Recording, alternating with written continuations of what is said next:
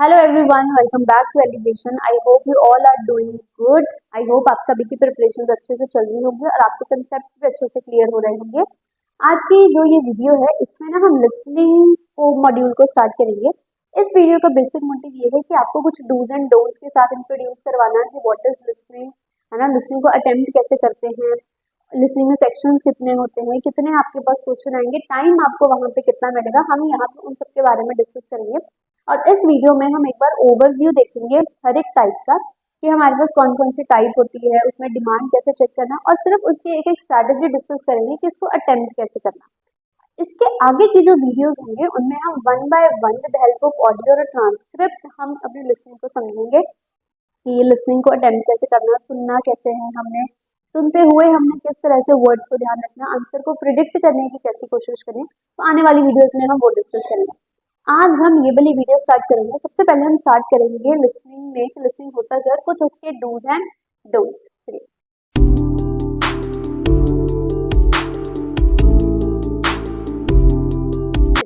सबसे पहले तो आपने ध्यान रखना है जब आपको एग्जाम में लिसनिंग आएगी, जैसे आपको पता होगा कि जब हम रीडिंग करते हैं तो हम रीडिंग के ना डायरेक्ट आंसर्स अपने आंसर शीट पे ट्रांसफर कर लेते हैं। लेकिन जो रीडिंग होता है इसमें लिसनिंग जो होता है ना, इसमें ऐसा नहीं होता। इसमें बेसिकली क्या होगा कि आपको ना वहां पे एक बुकलेट मिलेगी। वो जो आपके पास एक बुकलेट होगी, मतलब 5 to 6 पेजेस की बुकलेट होती है, A4 शीट्स होती है, वो बुकलेट होगी। उस बुकलेट में ना आपके 4 सेक्शंस होंगे और ईच सेक्शन जो होगा उसमें ना 10 क्वेश्चंस होंगे। अब ये जो 10 क्वेश्चंस होते हैं ये दो टाइप के क्वेश्चंस होते हैं। हो सकता है वहां पे सिर्फ ब्लैंक्स हो, लेकिन ज्यादातर क्या होता है कि आपको सेकंड और थर्ड सेक्शन में 2 सेट ऑफ क्वेश्चंस आएंगे। फॉर एग्जाम्पल आपको जो फर्स्ट सेक्शन आया उसमें आपको 1 to जो 10 थे ना वो आपको ब्लैंक्स आए। इसके बाद जो 11 to 15 थे ये आपको आ गए MCQ। फिर 16 to जो 20 क्वेश्चन थे ये आपको आ गया मैथ। 21 to 24 जो क्वेश्चन थे ये आपको आ गए वहां पे डबल MCQ।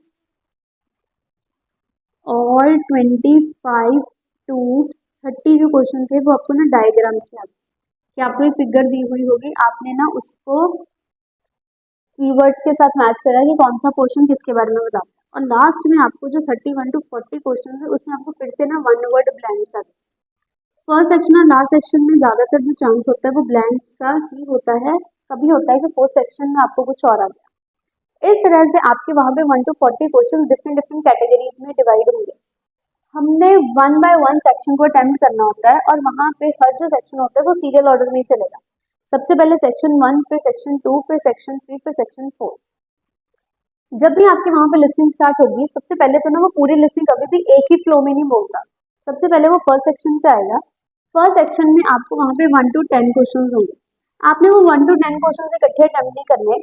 वहां पे क्या होगा, वो 1 to 10 क्वेश्चन को डिवाइड कर देगा। हो सकता है कि वो कहे कि पहले 1 to 4 देखो, फिर 5 to 10। वो ना आपको 1 to 4 क्वेश्चंस को पढ़ने के लिए ना कुछ टाइम देगा। बस उस टाइम में आपने ना इनके कीवर्ड्स को अच्छे से मार्क कर लेना कि वो इसके लिए कौन कौन सा सिनोनिम मेरे को बता सकता है। फिर जैसे ही वो 1 to 4 क्वेश्चन खत्म कर देगा उसके बाद वो आपको टाइम देगा कि अब 5 to 10 क्वेश्चन पढ़ो। उसके बाद वो उसकी वहां पे ना ट्रांसक्रिप्ट को स्टार्ट करेगा। फिर 10 क्वेश्चन खत्म हो गए।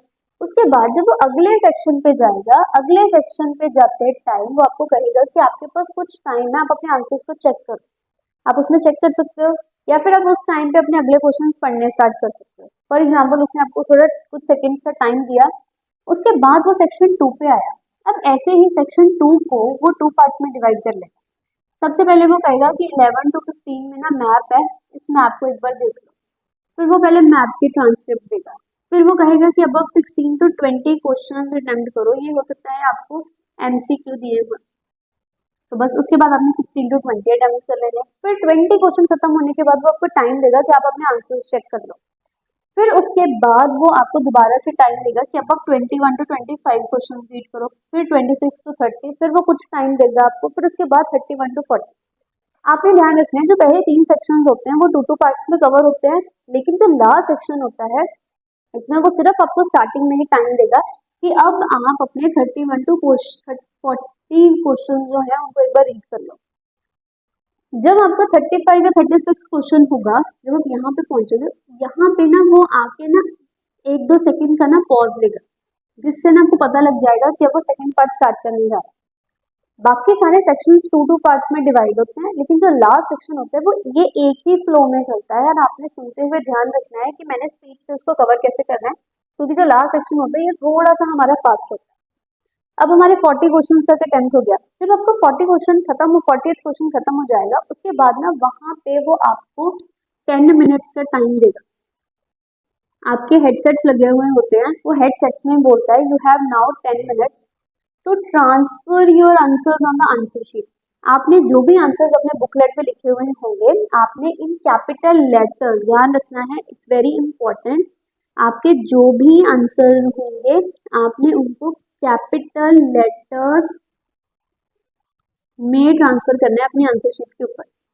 10 मिनट, वो आपके जो हेडसेट्स लगे हुए होते हैं उनमें साथ में टाइमर चलता है। Now you have 8 minutes left, 7 minutes left, 2 minute left, last 1 minute, है ना। तो इस तरह से हमें टाइम का वहां पे ज्यादा इशू नहीं रहेगा, वो साथ साथ में आपको हेडसेट में बताता जाएगा।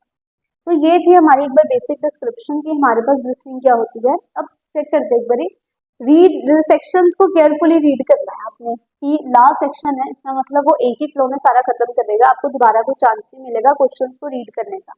लेकिन जो बाकी सेक्शंस होंगे उनमें आपको टाइम मिल जाएगा। अंडरलाइन द कीवर्ड, जो भी आपको मेन कीवर्ड लगेगा कि यहाँ से मुझे आंसर पता लग जाएगा, आपने उसको पहले अंडरलाइन करना है, ताकि वो अंडरलाइन किया हुआ हो आपके दिमाग में वर्ड रहे। फिर यूटिलाइज टाइम प्रॉपरली। अब उसने आपको टाइम दिया है कि आप अपने क्वेश्चंस को रीड कर लो, तो उसमें प्रॉपरली अपने क्वेश्चंस को रीड करो, अंडरलाइन करो, डिमांड चेक करो, उसको वेस्ट नहीं करना, क्योंकि कई बार कोई सेक्शन फास्ट होता है तो हमें उसमें समझ नहीं लगेगा। फिर try to predict the answer, आपको ब्लैंक्स दी हुई है, एक ब्लैंक के आगे लगा हुआ है, एक ब्लैंक के आगे एंड लगा हुआ है, इसका मतलब एंड वहां यूज होगा, यहाँ पे वॉवल्स यूज होते हैं, ए ई आई ओ यू। ए वहां पे यूज होगा जहां पे ये वाले वर्ड्स नहीं होंगे, वहां पे कॉन्सोनेंट होगा। या फिर आपको ना सम डैश लिखा हुआ है, 1 डैश लिखा हुआ है, सम लिखा हुआ है, इसका मतलब यहाँ पे जो आंसर होगा वो एस और एस वाला होगा। 1 लिखा हुआ है, इसका मतलब यहाँ पे आंसर बिना एस और एस का होगा। तो इस तरह से आपने वर्ड्स की डिमांड को वहां पे चेक जरूर करना है। Keep in mind next question, पिछला क्वेश्चन सुनते हुए अगले क्वेश्चन के कीवर्ड आपके ध्यान में रहे, ताकि जब आप अपना अगला वाला क्वेश्चन जाओ, ताकि आपको पता रहे मैंने पीछे कितने क्वेश्चंस कवर कर लिए। कई बार लिसनिंग करते हुए क्या होता है कि हमारा पिछला आंसर छूट जाता है, तो अगले का कीवर्ड आपके दिमाग में होना चाहिए, ताकि आप साथ में अपने नेक्स्ट क्वेश्चन पे जंप कर लो। Keep in mind opposite connectors, वो ओपोजिट कनेक्टर्स आपके ज्यादातर यूज होते हैं जब आप एमसीक्यूज या फिर ना डबल एमसीक्यू यूज करोगे, अटेम्प्ट करोगे।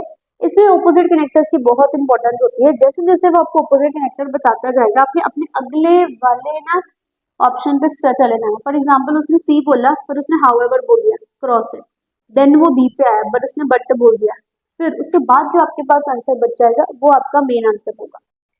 इसको भी हम अच्छे से समझेंगे जब हम अपनी एमसीक्यू को अटेम्प्ट करने पे आएंगे। कीप इन माइंड सिंगुलर और प्लूरल, ये वही कि ए दिया हुआ है आपको तो आंसर सिंगुलर आएगा, सम दिया हुआ है इसका मतलब आपका आंसर प्लूरल आएगा। तो इस तरह से करते हुए हमने सिंगुलर प्लूरल को भी ध्यान रखना है।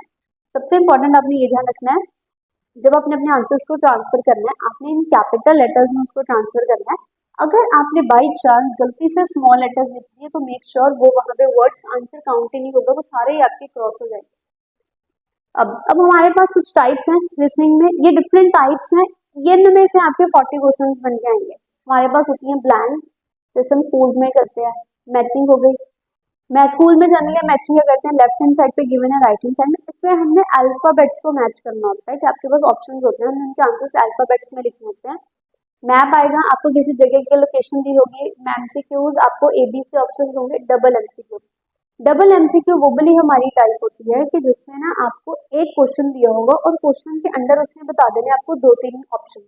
फॉर एग्जाम्पल आपको क्वेश्चन दिया हुआ है, उसके नीचे 5 ऑप्शन दिए हुए हैं, उन 5 ऑप्शन में से आपने 2 पिक करने होंगे, वो हमारे डबल एमसीक्यूज होते हैं। डायग्राम कंप्लीशन, आपको एक डायग्राम दिया हुआ होगा, आपने उसको फुलफिल करना है, मतलब मेन इसमें डायग्राम कंप्लीशन में ना लेबलिंग आती है, हमें डायग्राम को लेबल करना है। समरी जैसे आपने रीडिंग में करी हुई होगी कि आपको एक पैराग्राफ दिया होगा, उस पैराग्राफ में आपको ब्लैंक्स बना दी होंगी, सीरियल ऑर्डर में वो सारी ब्लैंक्स आपकी वहां पे अटेम्प्ट होगी। लास्ट में होता है हरारकी, हरारकी हमें इस तरह से दी होती है, एरोज लगे हुए होते हैं, साथ साथ में डिस्क्रिप्शन चल रही होती है, नीचे के नीचे हमने उसको अटेम्प्ट करना होता है। आई होप ये डिफरेंट टाइप्स है। अब हम एक बार वन बाय वन इन डिफरेंट टाइप्स का ओवरव्यू लेंगे कि ये टाइप्स क्या है, किस तरह के फॉर्मेट में आएंगी, उनको समझना उस टाइम कैसे है। चलिए अब हम उसको स्टार्ट करते हैं। अब हमने एक बार टाइप्स देख ली कि हमारे पास डिफरेंट डिफरेंट टाइप्स क्या है और लिसनिंग को अटेम्प्ट करने के टाइम हमारे पास कौन कौन से डूज एंड डोंट्स होने चाहिए। अब हम आगे ए वन बाय वन एक बार सारी टाइप्स को डिस्कस करेंगे कि वहाँ पे हमें जब हमें लिखना है तो कमांड में क्या होगा, use no more than 2 words, ABC कहाँ पे लिखना है। तो अब हम एक बार उनको सारी टाइप्स को वन बाय वन डिस्कस करेंगे। सबसे पहले आप देख सकते हो यहाँ पे ना आपके पास है ब्लैंक्स, ये ना हमारे पास ब्लैंक्स है सारे। मेजोरिटी क्या होता है कि जो सेक्शन वन होता है और जो लास्ट सेक्शन होता है इसमें आपको ब्लैंक्स ही आएंगे। ब्लैंक सबसे ज्यादा स्कोरिंग होते हैं क्योंकि ब्लैंक्स में ना हम आंसर को इजीली प्रिडिक्ट कर सकते हैं कि आंसर हमारा किस तरह का होगा। जब भी आपने ब्लैंक्स अटेम्प्ट करनी है सबसे पहले तो आपने ये बात का ध्यान रखना है, ऊपर आपको दिया होगा वन वर्ड और अ नंबर। इसका मतलब ये जो 1 to 10 आप ब्लैंक्स को अटेम्प्ट करोगे, इसका जो आंसर होगा ना वो सिर्फ वन वर्ड में होगा। अगर आपको लगेगा कि नहीं इसका आंसर मुझे 2 वर्ड्स वाला लग रहा है, it means you are wrong there. Answer में ऊपर अगर उसने लिखा हुआ है कि वन वर्ड है तो वन वर्ड ही होगा। इसके अलावा कई बार कुछ आंसर इस तरह के होते हैं जिनमें ना हाइफन पड़ जाता है। ये जो हाइफन वाले वर्ड्स होते हैं आपने ध्यान रखना है, ये हमेशा वन वर्ड की कैटेगरी में आता है। It's very important to understand. अगर आपको कभी लगेगा कि बीच में हाइफन आ रहा है तो वो हाइफन वाला जो वर्ड होता है वो हमेशा वन वर्ड में कंसिडर होता है। अब एक और पॉइंट आपने याद रखना है, ऊपर आपको दिया हुआ है वन वर्ड स्लैश और अ नंबर। कुछ ब्लैंक ऐसे भी हो सकते हैं जिसमें दोनों ही आ जाएंगे, वन वर्ड भी आएगा नंबर भी आएगा। फॉर एग्जाम्पल आपको एक क्वेश्चन आएगा कि मेंबरशिप, फॉर एग्जाम्पल आपको क्वेश्चन आया कि कितने इयर्स का उसके पास एक्सपीरियंस है। अब वहां पे आपने लिखना होगा 2 इयर्स। मैं कैपिटल लिखूंगी आंसर्स, आपने वहां पे सारे आंसर्स कैपिटल लिखने हैं। 2 इयर्स उसने बोला एक्सपीरियंस है, ये 2 नंबर है और ये जो इयर्स यहाँ पे आया है ना ये ना यहाँ पे वर्ड है। तो आंसर में कुछ ब्लैंक्स ऐसे भी हो सकते हैं जिसमें साथ ही में एक वर्ड भी आएगा और साथ ही में एक नंबर भी आएगा। पॉइंट आपने ध्यान रखना है कि जब भी आपको ब्लैंक्स आएंगी आपने हमेशा ध्यान रखना है, सबसे पहले तो ना आपको ना ऊपर एक फर्स्ट सेक्शन में एक एग्जाम्पल डन होगी, पहले वो आपको ना ये बोलेगा, उसके बाद वो कहेगा now you have some time to attend questions 1 to 5 और 1 to 6। ठीक है, उसके बाद वो दोबारा से यहाँ से शुरू करेगा और उसके बाद वो दोबारा से आपको पूरी एक्सप्लेनेशन बताएगा स्टोरी वाइज जैसे कि उसने बताना है। जब भी आपने ब्लैंक को अटेम्प्ट करना है सबसे पहले तो आपने ध्यान रखना है, जब आपको 30 सेकंड का टाइम मिलेगा आपने वहां पे डिमांड चेक करनी है। मेंबरशिप कॉस्ट दी हुई है इतने की है, this cover cycling and dash all over Australia. एक आंसर साइकिलिंग दिया हुआ है और यहाँ पे ना एक और वो कैटेगरी बताएगा वो कौन सी है, हमने बस वो कैटेगरी का नाम बता देना। Cost of membership includes a club fees and dash, transportation expenses बता सकता है वो, या फिर वो कोई और अदर एक्सपेंसेस के बारे में बता सकता है। फिर उसके बाद ध्यान रखना है जहां पर भी आपको ये बोल्ड करके वर्ड्स दिए होते हैं ना, ये इन वर्ड्स को जरूर हाईलाइट करके बोलता है ताकि आपको ध्यान रहे कि वो ना अब नीचे जाने वाला है। अब यहाँ पे वो बोलेगा लेवल बी, हो सकता है इससे पहले वो लेवल ए पे आया हो, यहाँ पे स्पीड अबाउट डैश। अब देखो किलोमीटर पर आवर आपको गिवन है, इसका मतलब यहाँ पे जो वर्ड होगा ना वो ना आपका कोई नंबर होना चाहिए। इस तरह से आपने ब्लैंक्स के टाइम में डिमांड को चेक करके रखना है कि वो आपको किसके बारे में बता रहे हैं। Tuesday at 5:30 AM meet at the dash, यहाँ पर मिलना है, इसका मतलब यहाँ पे ना वो किसी जगह के बारे में बताएगा, गार्डन हो सकता है, पार्क हो सकता है। ऐसे ही थर्सडे 5:30 AM दिया हुआ है, meet at the entrance to the dash, जगह के बारे में बताना है। फिर उसके बाद ना वो यहाँ पे इस जगह को अच्छे से बताएगा फर्दर इन्फॉर्मेशन। बस जैसे उसने फर्दर इन्फॉर्मेशन बोला आपने ना नीचे की तरफ आ जाना। इसी तरीके से सुनते हुए हमने अपने ब्लैंक को अटेम्प्ट करना है। ये ध्यान रखना है उसने फर्दर इन्फॉर्मेशन बोल दिया पर आप अभी 5th नंबर पर ही थे, आपको पता नहीं चला 5th और 6th कहाँ चला गया। जैसे उसने फर्दर इन्फॉर्मेशन बोला आपने साथ ही में ना 7th क्वेश्चन पर जंप कर जाना है, जो छूट जाएगा उस पर ज्यादा फोकस नहीं करना। यही हमारा मेन क्राइटेरिया होता है कि जब हमने अपने ब्लैंक्स को अटेम्प्ट करना। अब हम अपनी नेक्स्ट टाइप स्टार्ट करते हैं।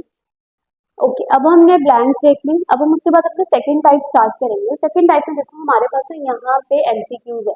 अब हमें इतना तो पता है कि जब हम अपना टास्क अटेम्प्ट करेंगे, जब हमें अपनी लिसनिंग को अटेम्प्ट करना है, हमारे पास वहाँ पे 4 सेक्शंस होंगे, है ना। ये एमसीक्यूज जनरली आपको सेकंड और थर्ड सेक्शन में आते हैं। अब यहाँ पे देखो आपको ना 11 to 16 जो है वो आपको ना एमसीक्यू दिए हुए हैं। इसका मतलब 17 to 20 जो आपके पास क्वेश्चन आंसर्स होंगे वो आपके पास किसी और टाइप के होंगे। जब आपके पास सेक्शन 2 आएगा, सबसे पहले तो वो आपको कुछ टाइम देगा कि you have some time to read your questions 11 to 16।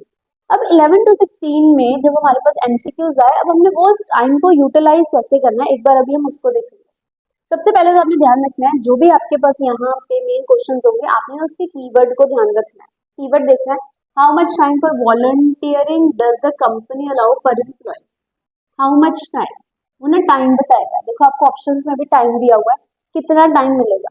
फिर in feedback almost all employees said volunteering improve their dash. Their मतलब उनका फीडबैक में ना तकरीबन तकरीबन वो कहते हैं कि ऑलमोस्ट सारे एम्प्लॉइज ने बताया कि इस सर्विस ने उनकी किस चीज को इम्प्रूव किया। फिर last year some staff help unemployed people with their dash. Last year staff ने अनएम्प्लॉयड पीपल की हेल्प करी थी विद देयर डैश। आपने ये बताना है किसके बारे में। This year company will start a new volunteering project with local dash. Local मतलब वो पास वाला, स्कूल है, पार्क है कि चैरिटी है। Where will be the digital inclusion day will be held. कहाँ पे होगा, तो यहाँ पे ना तीनों ऑप्शन में से एक आएगा कि वो होगा कहाँ पे, वेन्यू बताएगा। What should staff do if they want to take part in the digital inclusion day? Staff क्या करेगा अगर वो इसमें पार्टिसिपेट करना चाहता है। इस तरह से सबसे पहले तो आपने ना क्वेश्चंस की डिमांड देख लेनी है। जैसे मैंने अंडरलाइन किया, आपने मेन कीवर्ड मार्क कर लेना। उसके बाद जब उसकी ट्रांसक्रिप्ट स्टार्ट होगी, आपने ध्यान रखना है, आपने ना ओपोजिट कनेक्टर्स पे ध्यान रखना है। हाउएवर बट ये ज्यादा यूज होगा। मेक श्योर जरूर इम्पोर्टेंट है इसको देखना कि आपने ना ओपोजिट कनेक्टर्स को मार्क सबसे ज्यादा करना होता है।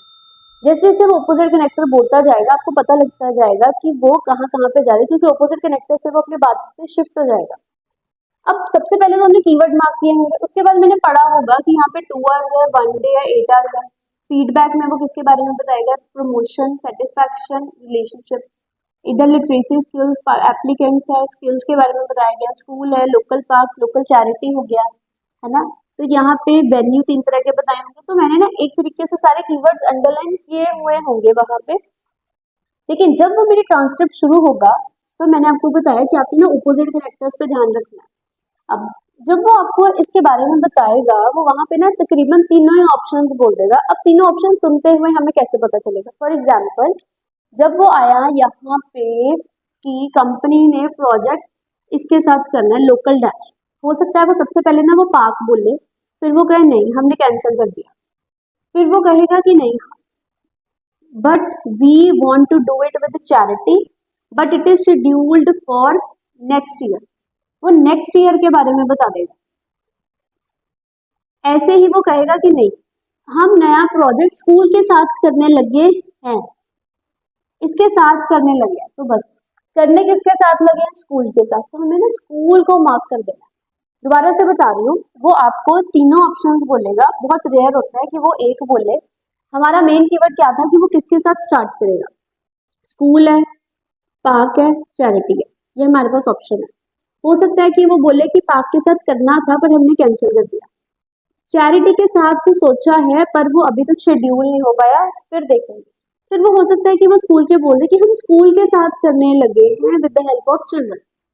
तो हमने ना ए ऑप्शन को मार्क कर दिया। इस तरह से वो एमसीक्यूज आपको सारे बोलेगा। ऐसे फॉर एग्जांपल जैसे अगला है, where will be the digital inclusion day be held, ये कहाँ पे होगा। हो सकता है कि वो बोले कि हमने सोचा था कि कम्युनिटी सेंटर में हो पर उस दिन के लिए वो फ्री नहीं है वो फ्री मैंने कट कर दिया। कॉलेज में यूथ फेस्ट चल रहा है या कोई और इवेंट चल रहा है तो वहां पे भी पॉसिबल नहीं है।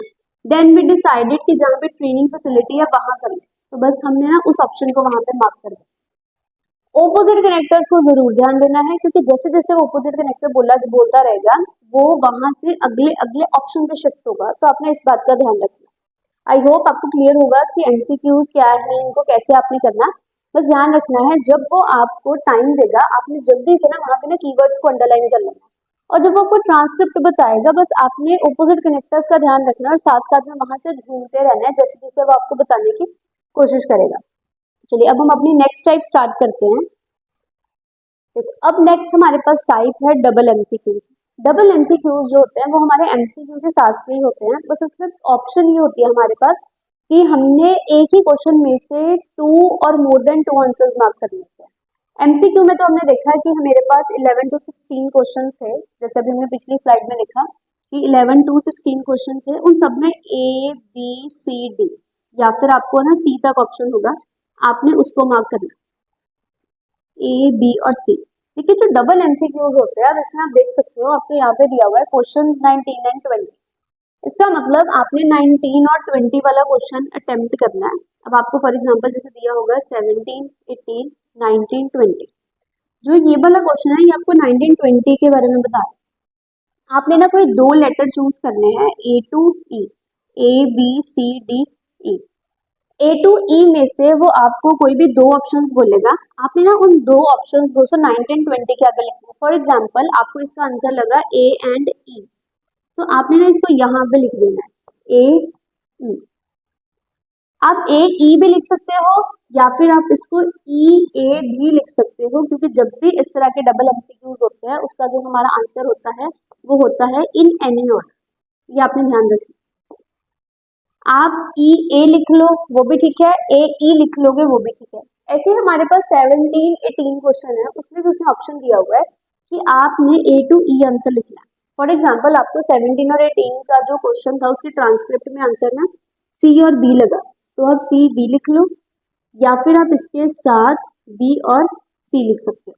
ये भी हमारा जो क्वेश्चन होता है आंसर्स होता है इन एनी ऑर्डर होता है, आपका आंसर वहां पे गलत नहीं होगा।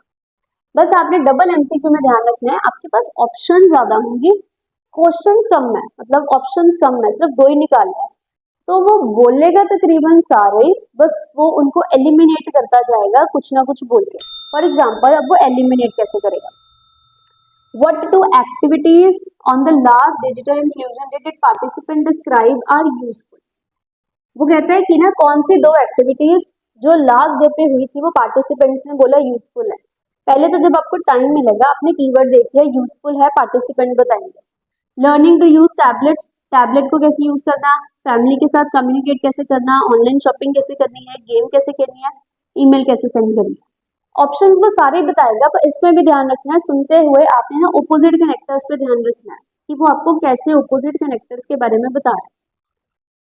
जैसे वो ऑपोजिट कनेक्टर्स को बोलता जाएगा ना आपने अगले अगले ऑप्शन पे स्विच करते जाना है, तो ज्यादातर क्या होता है जैसे उसने ऑपोजिट कनेक्टर बोला पिछले वाला आंसर आपने वहां पे कट कर देना। फॉर एग्जाम्पल अगर उसने यहाँ पे बोला कि कौन सी 2 एक्टिविटीज थी जो पार्टिसिपेंट्स को लगा यूजफुल है ना, पार्टिसिपेंट्स कौन होते हैं जिन्होंने पार्टिसिपेट करा, तो अपने ध्यान से सुनना है पार्टिसिपेंट्स के लिए कौन सी एक्टिविटीज यूजफुल है। हो सकता है इसमें वो बोले कि वो सेंडिंग ईमेल्स उनको काफी ज्यादा ना हेल्पफुल लगी, ओके तो मेरे को एक आंसर मिल जाएगा। फिर वो कहते हैं कि शॉपिंग उन्होंने ऑनलाइन भी देखा but they don't find it much useful, वहां पे उसने डोंट बोल दिया कि वो इतनी ज्यादा यूजफुल नहीं है, तो अपने साथ ही में इसको ना वहां पे कट कर देना है, क्योंकि ऊपर क्वेश्चन की डिमांड पॉजिटिव है, नीचे उसने नेगेटिव बोल दिया।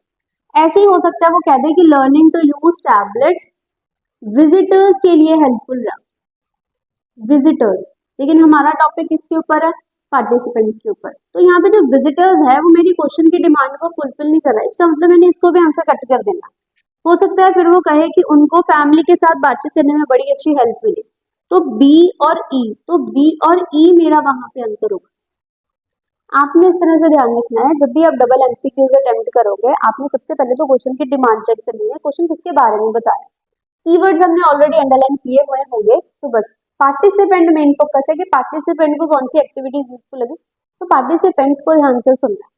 को अननेसेसरी वर्ड्स में बहुत कुछ बताता है, तो आपने अननेसेसरी के ऊपर फोकस नहीं करना, आपने ध्यान से सुनते हुए अपना आंसर मार्क करना है, ताकि वही जो आपका आंसर होगा वो आपके क्वेश्चन की डिमांड को भी फुलफिल करे। अब हम अपनी नेक्स्ट टाइप स्टार्ट करते हैं कि उसको कैसे करें।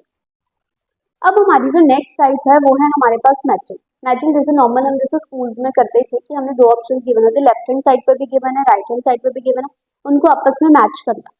लेकिन यहाँ पे जो हम मैचिंग को अटेम्प्ट करते हैं लिसनिंग में, इसमें जो मैचिंग होती है इसके जो आंसर्स होते हैं आपने 20 उनको मैथ जरूर करना है, पर उनका जो आंसर्स होता है ना वो आपने अल्फाबेट्स में लिखना होता है। जब भी आपको इस तरह की टाइप आएगी, हमने अब उसमें क्या होता है कि एमसीक्यू में ना काफी कुछ वो अननेसेसरी बात करता है, डबल एमसीक्यू में भी वो काफी अननेसेसरी बात करता है, लेकिन जब मैचिंग अटेम्प्ट करने की बात आती है तो वो वैसे तो वो डायरेक्टली सीधा ना आपका आंसर पे जाएगा।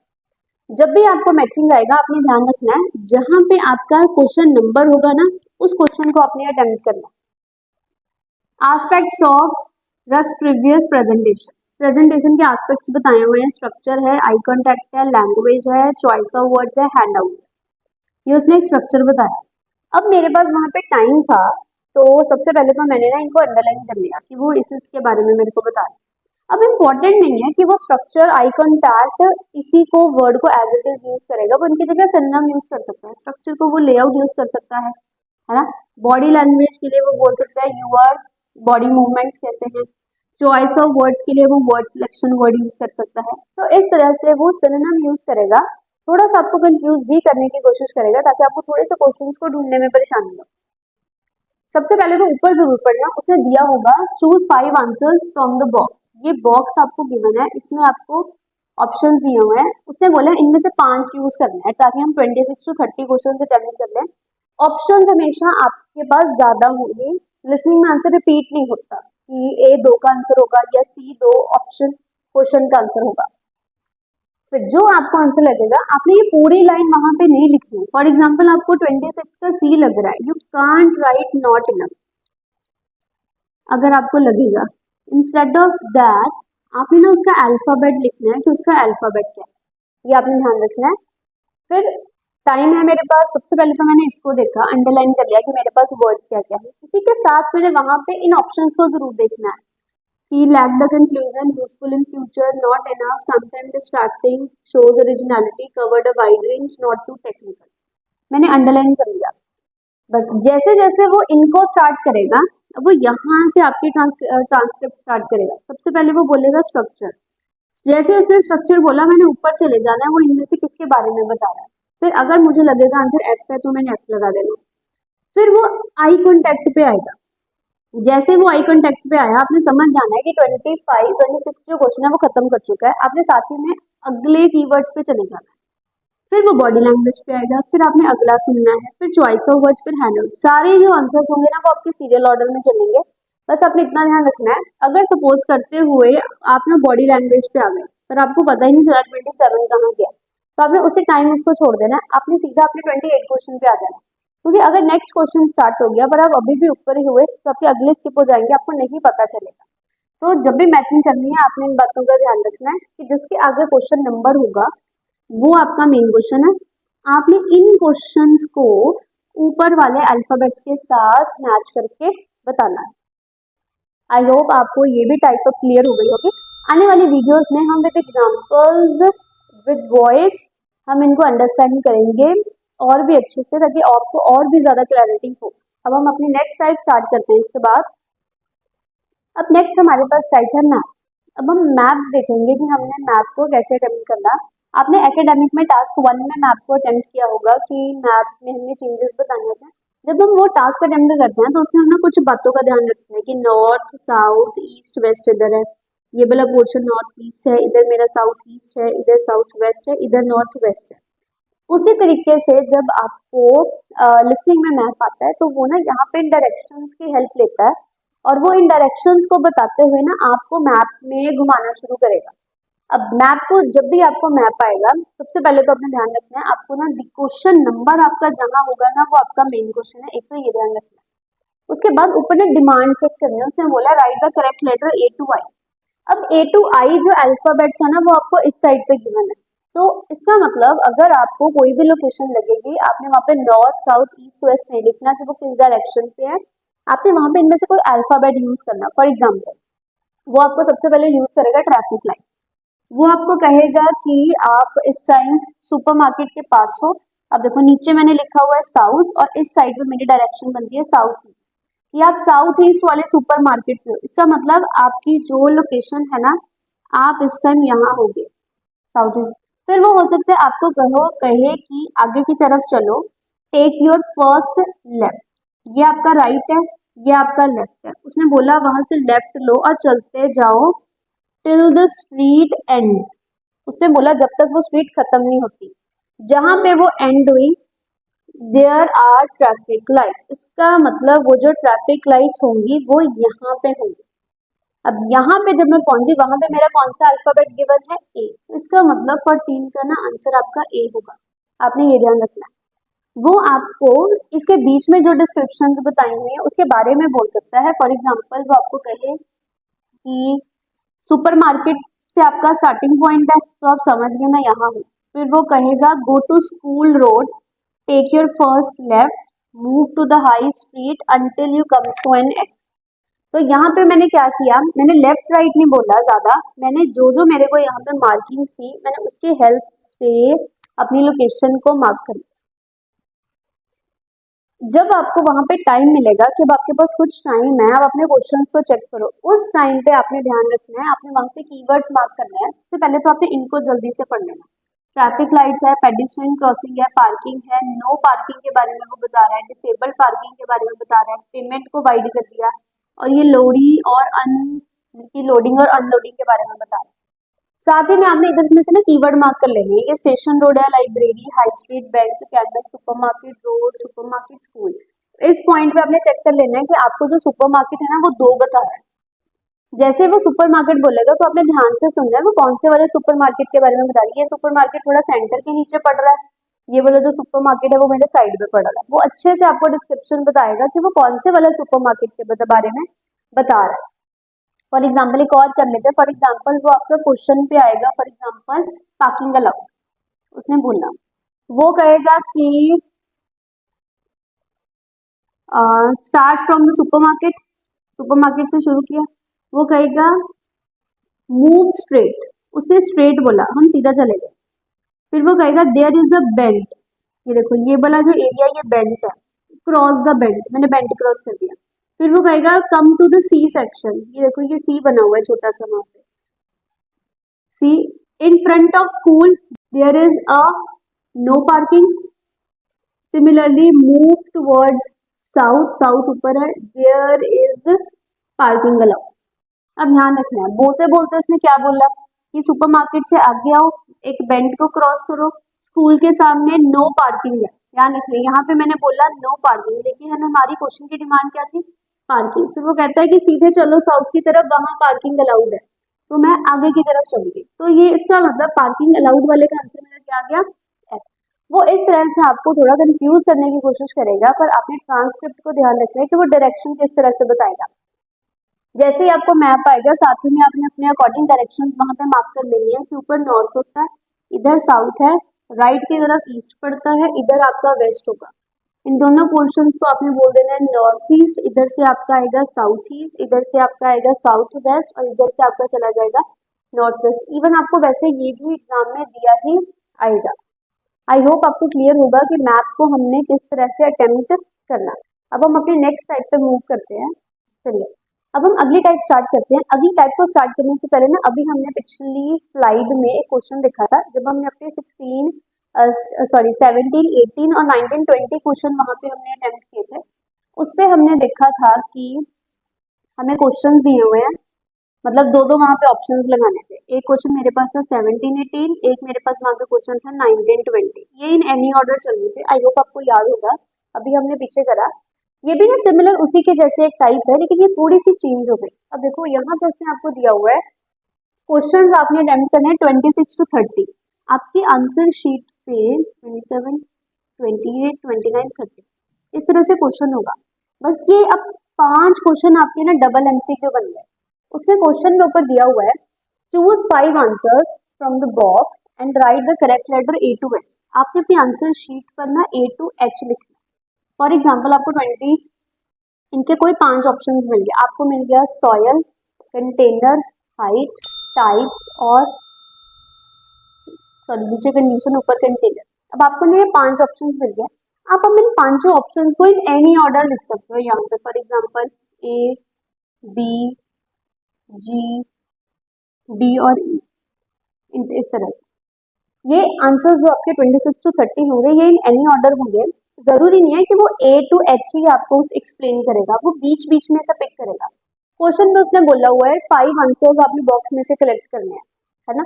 हो सकता है किसी के बारे में वो बिल्कुल भी टॉक ही ना करे, है ना, या फिर ना किसी को वो कॉन्ट्राडिक्ट करता हुआ चलेगा। तो आपने ध्यान से सुनना है, वो यहाँ पे आपको किसके बारे में बताएगा कि जो आंसर सही है।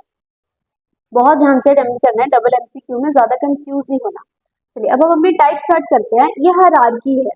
हायरार्की मतलब आपको ना स्टेप बाय स्टेप नीचे की तरफ ना एरोज लगे होते हैं, वो हमारी हायरार्की कंप्लीशन होता है। इसमें सबसे अच्छी बात ये होती है, ये भी हमारी ब्लैंक्स की तरह ही टाइप होती है, और ये भी ना सारे आंसर्स जो होते हैं ना वो इसके ना डाउनवर्ड मोशन में होते हैं, सीरियल ऑर्डर में होंगे। जब भी आपको ये वाली टाइप आएगी, सबसे पहले तो आपने ध्यान रखना है कीवर्ड्स को अंडरलाइन कर लेना। Select seeds of different dash, measure and record the dash, decide on the dash to be use, इसको यूज करना है। Use a different dash for each seed, different कुछ यूज करना है। क्या बता रहा है वो? आफ्टर अबाउट 3 वीक्स, 3 हफ्ते के बाद, record the plants dash, plant का यह रिकॉर्ड करना है। फिर अपने फाइंडिंग्स को आपने इन्वेस्टिगेट करना है। जब भी ब्लैंक्स आएगी वहां पे सबसे पहले तो आपने ना प्लूरल सिंगुलर का थोड़ा सा ध्यान रखना है। फॉर एग्जांपल आपको जैसे यहाँ पे वर्ड दिया हुआ है select seeds of different dash, यहाँ पे देखो एंड के पीछे साइजेस लगा हुआ है ना। जनरली क्या होता है जब मेरे पास एंड होता है ना, जैसा वर्ड एंड के आगे या पीछे दोनों में से एक में होता है, दूसरी साइड भी वैसा ही वर्ड आता है। डिफरेंट है, डिफरेंट ना प्लूरल के लिए वर्ड यूज करते हैं, तो इसका मतलब यहाँ पे भी जो आंसर होगा ना वो आपका ना एस और ईएस वाला होगा। तो आपने वर्ड सुनने की ही कोशिश नहीं करनी है। फिर वो आगे बताएगा मेजर भी करो और इसको रिकॉर्ड करो। किसको रिकॉर्ड करना है? फॉर एग्जांपल वो यहाँ पे आपको बोल दे ग्रोथ, मैं कैपिटल आंसर लिख रही हूँ, आपने वहां पे भी कैपिटल ही अपने आंसर्स लिखने हैं, ग्रोथ एंड साइज। फिर decide on the dash to be used, किसके ऊपर आपने करना है? For example decide on the method to be used, आपको मेथड लग रहा है, अब वो लगा लो। Use a different dash for each, क्या डिफरेंट करना है? आप बोल सकते हैं यूज अ डिफरेंट कंटेनर, ठीक है, जो भी वो आपको वहां पे आंसर बताएगा। अबाउट 3 वीक्स, 3 हफ्ते के बारे में वो बता रहे। रिकॉर्ड द प्लांट्स डैश, क्या प्लांट के बारे में रिकॉर्ड करना है? फॉर एग्जांपल वो बोल सकता है वहां पे हाइट, HEIGHT। फिर इन्वेस्टिगेट द फाइंडिंग्स। सारे आंसर इस तरह से आपके कीवर्ड के हिसाब से नीचे नीचे चलेंगे। अगर आप सपोज यहाँ पहुंच गए, उसने 3 वीक्स बोल दिया पर आपका ये छूट गया, अपने साथ ही में ना अपने नीचे वाले क्वेश्चन पे जंप कर लेना, ऊपर वाला अपने साथ ही में स्किप कर देना, ये ध्यान रखना है। हायरार्की में बहुत स्कोरिंग होती है, इजी टू अटेम्प्ट होता है। आई होप आपको क्लियर होगा। बस डबल एमसीक्यू और एमसीक्यू में थोड़ा सा आपको ज्यादा कॉन्शियस और ध्यान देने की जरूरत होगी, बस वहां पे आपने ज्यादा फोकस ना अपने ऑपोजिट कनेक्टर्स के ऊपर रखना। अब हम नेक्स्ट अपने टाइप पे आते हैं। नेक्स्ट में हमने स्टडी करना है समरी कंप्लीशन। समरी के आपको ना एक छोटा सा, देखो आपको यहाँ पे ना इस तरह से एक पैराग्राफ दिया होगा, उस पैराग्राफ में ना वहाँ पे आपको ब्लैंक्स दी हुई होंगी, आपने वो पैराग्राफ की ट्रांसक्रिप्ट को सुनते हुए इन ब्लैंक्स के आंसर्स को फिल करना है। सबसे अच्छी बात ये होती है कि सारी स्टोरी वाइज चल रहा है, जैसे जैसे लाइन लिखी हुई है ऐसे ऐसे वो with the help of synonym वो स्टोरी बताता जाएगा, और करते करते वो अपने लास्ट में 9 क्वेश्चन पे आ जाएगा। समरी में भी आपने ध्यान रखना है, जब वो आएगा आंसर आपने ध्यान रखना है ऊपर लिखा हुआ है नो मोर देन 3 वर्ड्स। अब वहाँ पे ऊपर लिखा हुआ है नो मोर देन 3 वर्ड, इसका मतलब ये नहीं है कि सारे ही आंसर्स आपके 3 वर्ड्स में आएंगे। हो सकता है एक हो सकता है 2 हो, ये भी हो सकता है कि कोई भी आंसर आपका 3 वर्ड्स में ना हो। मतलब पॉइंट आपने ये ध्यान रखना है, ऊपर आपको लिखा हुआ है नो मोर देन 3 वर्ड्स, आपको वर्ड्स दिया हुआ है, इसका मतलब आपको कोई भी जो आंसर होगा वो वहां पे ना नंबर में नहीं आ सकता, ये आपने ध्यान रखना है। अगर आपको लगेगा कि इसका आंसर नंबर है पर ऊपर डिमांड में सिर्फ आपको वर्ड दिया हो, इसका मतलब वहां पे आप अपना आंसर ना गलत मार्क कर, आपको चेक करना पड़ेगा। इसके बाद जब आपके पास वहां पे वो आपको कुछ टाइम देगा, वहां पे आपने ना डिमांड को चेक कर लेना है। यहाँ पे किसी का नाम दिया हुआ है, फिर अ का मतलब होता है सिंगुलर, और हम उन वर्ड्स के यहाँ साथ यूज कर सकते हैं जो हमारे वोवल नहीं होते। ए जनरली हम यूज करते हैं with the help for consonants. इसका मतलब यहाँ पे जो आंसर होगा ना वो कोई कॉन्सोनेंट वाला वर्ड होगा। From the social service department programme में आएगा, डिस्कस करना है importance of looking after dash winter, after dash winter, winter के वो आगे कुछ वर्ड बोलेगा, आपने उसको ध्यान से सुनना है। फिर कहता है फर्स्ट ऑफ ऑल वो लिसनर्स को बताएगा देयर वर डैश रीजन। देखो वर लगा हुआ है, वर हम वहां यूज करते हैं जहां पे जो हमारा आंसर होता है वो ना प्लूरल फॉर्म में होता है, देयर वर सेवरल रीजन, है ना, तो वो वर यहाँ पे कोई प्लूरल वाला वर्ड आएगा। For them to dash on elderly people on the cold winter 2। तो यहाँ पे वो बताएगा, तो हमने उसको आंसर लिख लेना है। देन उसके बाद वो एक्सप्लेन करेगा what they should do to help the old, बड़े लोगों की मदद करनी है। फिर एग्जांपल बताएगा they should dash the old person body.